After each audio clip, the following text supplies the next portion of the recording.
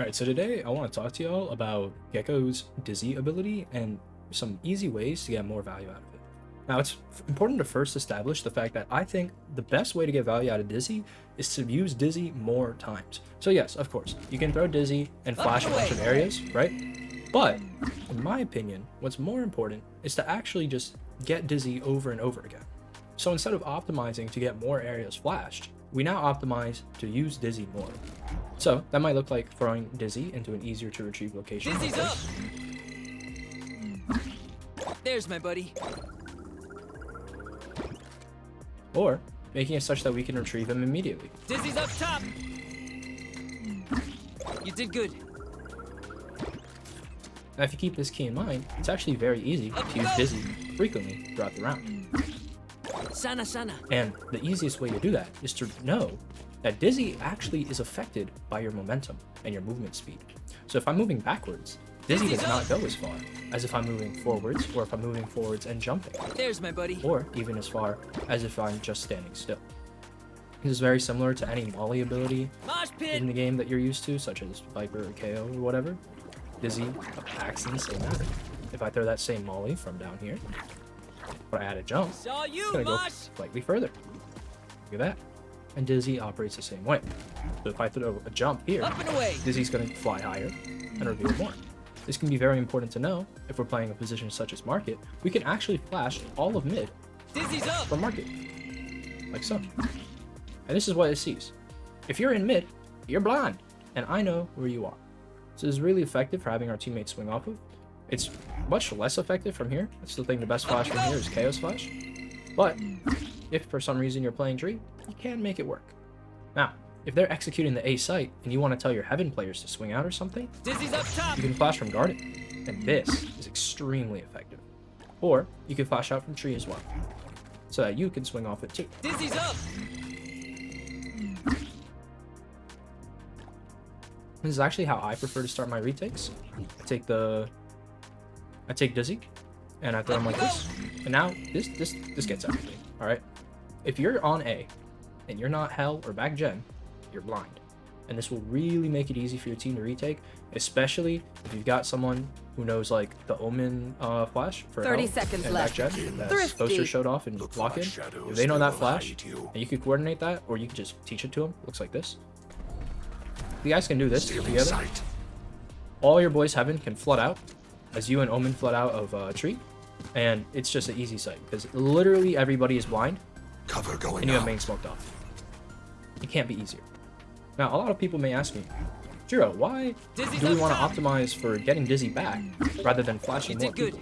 And the reason for that is he has a unique cooldown time, wherein it's actually 10 to 30 seconds. And the reason for that is 10 seconds if you pick it up immediately, like this, right? More like 12, but you get the point. It's a 10-second timer now, right? Until I get Dizzy back again. Up to 30 seconds, because the globule, which is the little orb thing on the floor you can pick him up from, that lasts for 20 seconds. That is one of the shortest cooldowns in the game. And by one of, I mean the shortest cooldown in the game. Okay, this massively changes the pace of how rounds are played. And what this means, if you get Dizzy back safely over and over again, is I could contest Tree, right? Dizzy's up top. I could pick Dizzy up. I swear, there's a way to get it back here. That I'm just not doing right now. So if you practice this in a custom, you can actually get Dizzy back pretty quickly. And then you could do something like picking him up and transitioning to market. So your team's gonna clear all this out pretty carefully. And then by the time you clear everything out and you're ready to go into market, your Dizzy's back. And you just say, okay guys, I'll flash us into market. Dizzy's up top. And you got that boy. And now Pizza and market is cleared by Dizzy. You don't even have to look. Everyone can just stare down market and top mid the whole time, knowing that Dizzy would have flashed someone if they were there. And then you can pick him up again, and your team's gonna clear front of sight.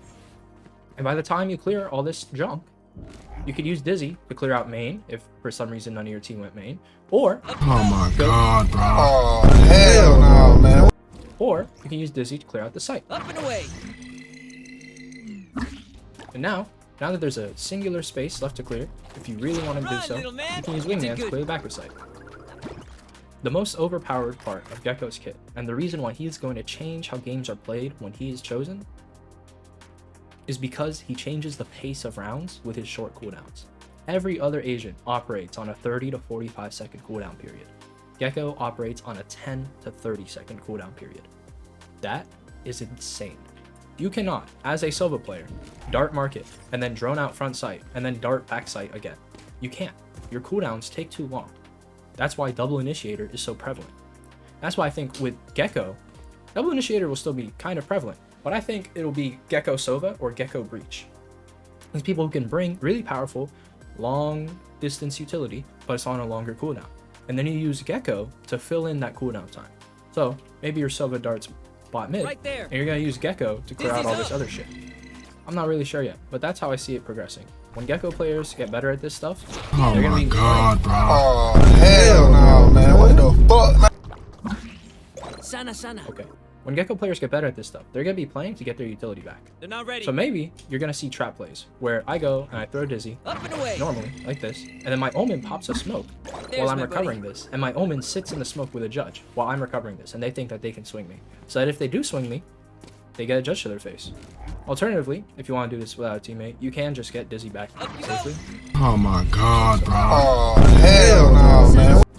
You can just get Dizzy back safely. Dizzy's up top. Also, quick stats on the heights. Don't really think it matters, but when you jump, Dizzy goes up 18 meters. When you're not jumping, it's about 15 meters. And when you're going backwards, it's about 12 meters. So always jump if you're gonna throw Dizzy straight up. Just Up you cover. go. And he goes way high. Oh my god, you know? Also, another tip, these short walls are gonna be your Dizzy's best up. friends. You can do stuff like this. Sana. And just pick him right back up, right? And if you do something like that, this gets cat, this gets bottom mid, and you might even get someone jump peeking. But, you know, since it's a projectile-based blind, it's not really gonna blind that guy, but you'll know.